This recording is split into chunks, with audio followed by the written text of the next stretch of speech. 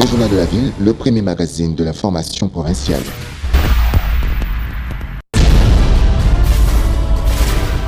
Tout de suite, le journal.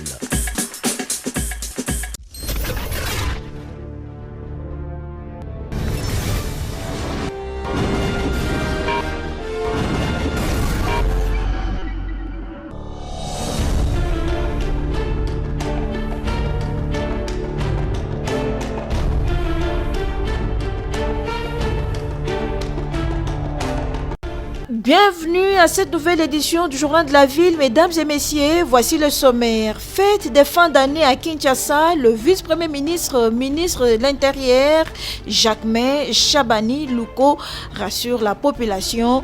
Une réunion sécuritaire élargie était organisée ce jeudi. Inspecter autrement face aux défis de la qualité de l'éducation et l'impératif de la sécurité nationale, c'est le thème du premier congrès du syndicat national des inspecteurs de l'enseignement au Congo, ouvert ce jeudi à Kinshasa par la ministre d'État, ministre de l'Éducation nationale. C'est tout pour les sommaires. Mesdames et messieurs, encore une fois, bienvenue dans ce journal. Le Journal de la Ville, le premier magazine de l'information provinciale.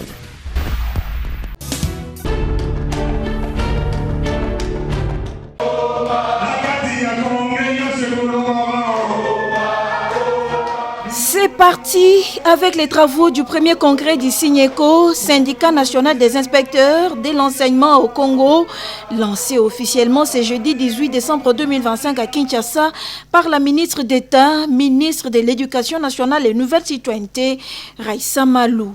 Les délégués représentant SYNECO des 26 provinces de la République démocratique du Congo prennent part à ces premiers congrès organisés dans un contexte où le pays est agressé dans sa partie est par les rebelles du M23 AFC sous les labels du Rwanda.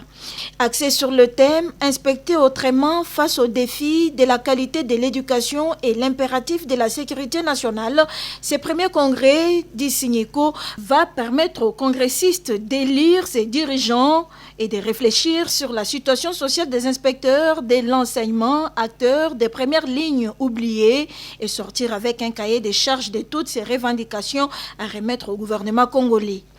Profitant de la présence de la Mineta, Henri-Christin Longenja s'est exprimé en rappelant les besoins et les desiderata des inspecteurs de l'éducation nationale et nouvelle citoyenneté. L'inspecteur congolais est un acteur de première ligne oublié par le gouvernement. Il travaille dans les zones enclavées, partout à haut risque sécuritaire. Ils connaissent même des noyades et ils perdent leur vie. Nous tentons de garantir un minimum de qualité éducative là où certaines autorités ne peuvent pas arriver. Mais comment garantir la qualité de l'éducation nationale quand les inspecteurs eux-mêmes sont laissés sans statut fort, sans sécurité, sans moyens? C'est ici l'occasion de rappeler avec force l'urgence de signer le décret portant organisation et fonctionnement de l'inspection et de lui accorder le statut légal de fonctionnaire par un numéro matricule. D'une oreille attentive aux revendications des inspecteurs, la ministre d'État, ministre de l'Éducation nationale et Nouvelle Citoyenneté, rassure les inspecteurs l'engagement du gouvernement de la République d'améliorer leur situation.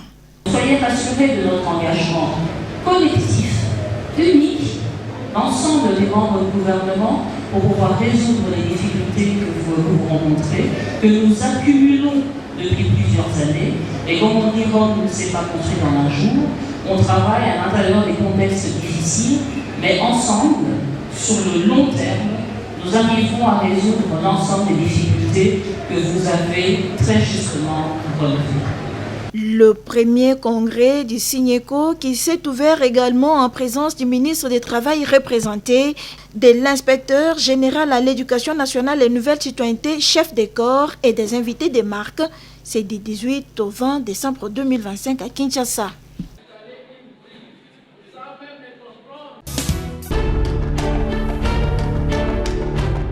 peut-être que vous allez décider. Présentation officielle ce mercredi 17 décembre 2025 de la cartographie dynamique géoréférencée des organisations de la société civile en République démocratique du Congo, une activité qui se tient dans le cadre de la coopération de l'Union européenne en RDC et qui va permettre à la délégation de l'Union européenne de faire une consultation avec la société civile, et c'est dans le cadre de l'actualisation de sa feuille de route pour l'appui à la société civile allant de la période de 2025 à 2027. Lors de cette consultation, il a été présenté le projet de mise en place d'une base de données géoréférencées des organisations de la société civile congolaise par la coordonnatrice des projets GEFA, suivi du mot des circonstances de la délégation de l'Union européenne en RDC. À tour de rôle, les panélistes, experts et participants représentants des OSC ont rappelé l'importance de cette consultation tout en martelant sur les stratégies d'engagement avec la société civile et ses axes prioritaires, plans d'action à appuyer par l'Union européenne.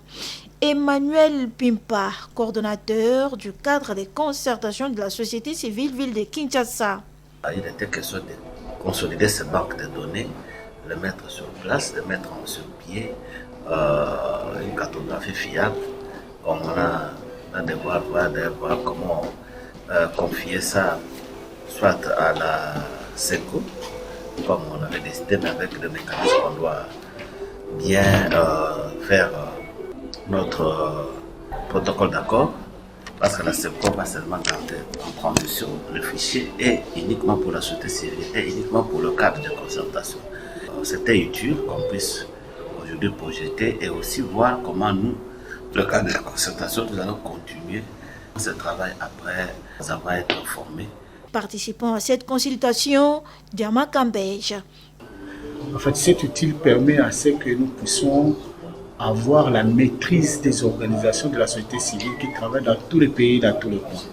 C'est ainsi que nous avons mis en place un espace numérique qui permettra aux organisations de la société civile, de point où ils sont, dans le territoire au fin fond, de pouvoir, une fois qu'ils sont connectés à l'Internet, de pouvoir s'enregistrer, enregistrer leur organisation afin de nous permettre d'avoir un répertoire. Les organisations de la société civile mobilisées au sein du cadre dans l'attente de l'appui et pour l'effectivité de leurs activités sur terrain. On s'est séparé avec les poissons.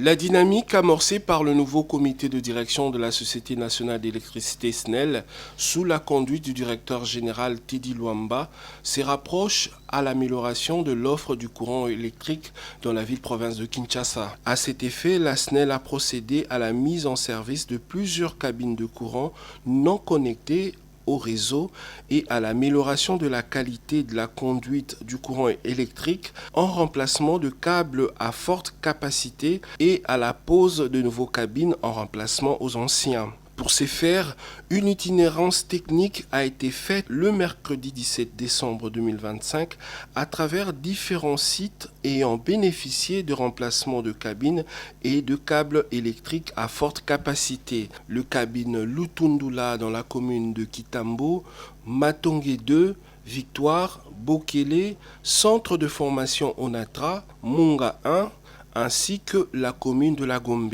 Nous sommes dans le cadre d'amélioration des dessertes de la ville. Nous avons 45 cabines que nous sommes en train de faire la reprise BT. Ici, nous sommes à la cabine Lutundula.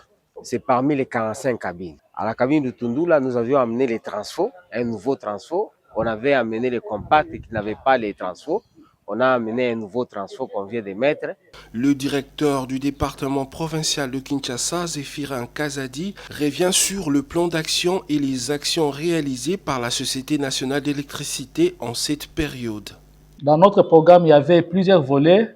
Je commencerai par la mise en service des cabines qui étaient déjà installées dans la ville, pour lesquelles il n'y avait aucun réseau basse tension, et parfois même pas raccordé. On avait dénombré, à l'époque, il y en avait 45, et sur les 45, nous sommes en train de travailler pour que d'ici la fin de l'année ou d'ici Noël, qu'on ait repris pratiquement la quasi-totalité. Parmi les d'autres actions, on avait dit qu'on allait améliorer la qualité de l'énergie dans la ville de Kinshasa en assainissant les réseaux qui étaient vétustes. Je crois que vous avez eu à circuler, vous avez vu. Le directeur s'est plaint sur les mauvaises pratiques de construction au non-respect de conditions sécuritaires, notamment sous le câble de haute et moyenne tension. Pour la commune de la Gombe, vous allez constater que les mêmes programmes tels qu'on est en train de les faire ailleurs, nous sommes en train de remplacer les canalisations qui sont vétustes. Pratiquement une très grande partie, on a identifié à ce jour 40 canalisations, 40 tronçons qui seront complètement remplacés par de nouvelles canalisations. Et pour permettre à ce que les nouvelles canalisations que nous allons placer soient effectivement exploitées dans les bonnes conditions, nous sommes en train d'augmenter la capacité de transit de la ligne qui alimente Gombe partant de Lingwara. Cette ligne avait un étranglement. À ce jour, on a dû placer de nouveaux conducteurs. Et vous savez tous bien que Lingwara et Gombe ont des liaisons qui sont empiétées. Sous des maisons des gens, tout le monde a construit. On n'a pas tenu compte des normes. Et notre service de communication était passé quand il y a eu électrocution. Vous avez vu qu'il y a un monsieur qui est décédé sur la toiture parce qu'il s'est retrouvé dans un champ sur une ligne. En prélude de festivités de fin d'année et de la Coupe d'Afrique des Nations de football, le directeur provincial rassure les Quinois. Ici, nous allons rassurer la population quinoise avec l'impulsion de notre directeur général. Nous sommes en train de tout faire pour que les Quinois se retrouvent dans des conditions de satisfaction. Nous sommes tous au courant que d'ici là, il y aura la Coupe qui va se jouer, Coupe d'Afrique. Nous sommes en train d'aller vers les festivités de fin d'année. Nous sommes là, nous avons mis les bouchées doubles pour que pendant cette période qui est très sensible, les Quinois auront le temps de fêter dans les bonnes conditions. Ils auront aussi le temps de suivre les différents matchs dans des conditions normales.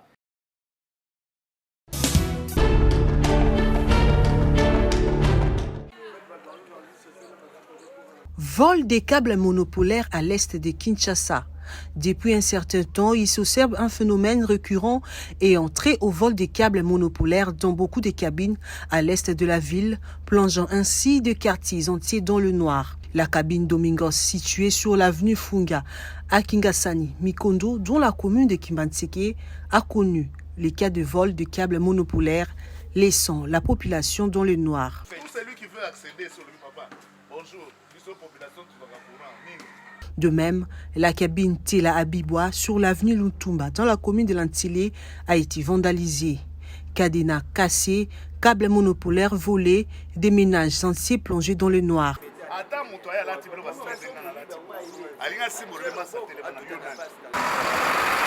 Enfin, la cabine Massina 2, située sur l'avenue Mongo, dans les quartiers Petro-Congo, a vu également ses cadenas cassés, ses câbles monopolaires volés. Ici, grâce à la vigilance et intervention de la population, une partie de ces câbles a été sauvée. Bob Mbombo, chargé de communication de la SNEL, fait les points de la situation et sensibilise la population. Merci beaucoup. Vous savez, lorsque on venait de nommer notre directeur général, le professeur Dr Teddy, il avait promis aux Quinois de remettre le sourire sur les lèvres des Quinois en ramenant le courant. Dans ce cadre-là, il a entrepris des actions.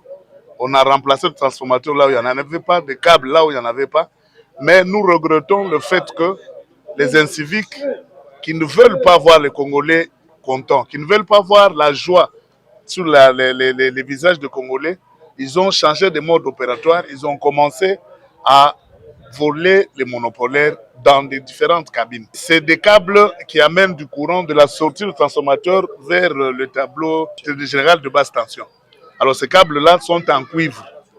Maintenant, depuis qu'ils ont connaissance que c'est du cuivre, ils sont en train de sectionner ces câbles et on ne sait pas donner du courant à la population si ça continue. C'est ici l'occasion pour nous de demander au ministre de l'Intérieur, lui qui a pris la charge de sécuriser la population et leurs biens, de faire en sorte que non seulement la population a besoin du courant, mais que les équipements de la SNEL soient aussi sécurisés pour que la SNEL serve la population. Parce que le chef de l'État a promis du courant aux Congolais, a promis de s'occuper du social. Les moyens sont là, mais à cette allure, on ne sait pas, continuons à satisfaire les gens.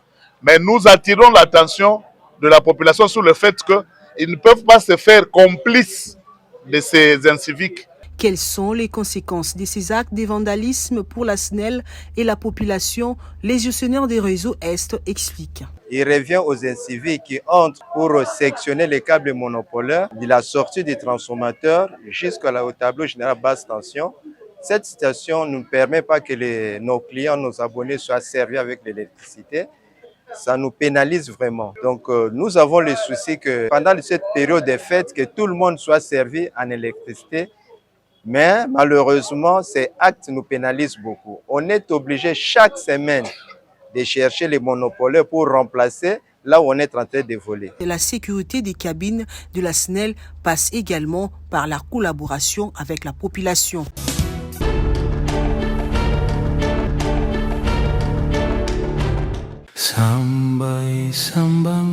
Les familles Mafunda et Vadia ont la profonde douleur d'annoncer aux amis et connaissances les décès de leurs pères, oncles et frères Mayoyo Sodi Samuel, mort survenu le 10 décembre 2025 à Kinshasa.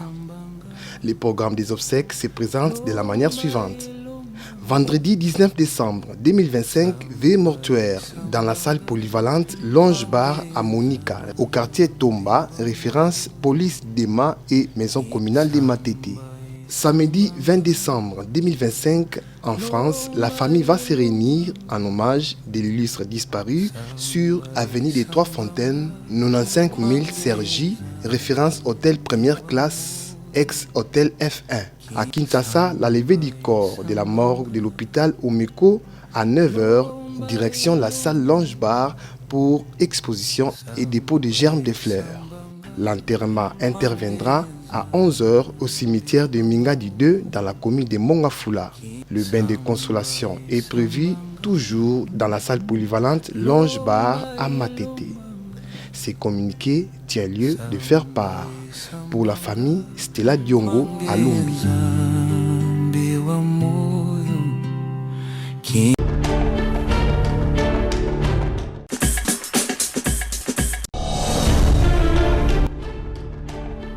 Nous sommes arrivés à la fin de ce journal de la ville, mesdames et messieurs. Merci de l'avoir suivi. Le prochain rendez-vous est fixé pour ce vendredi et d'ici là, portez-vous bien.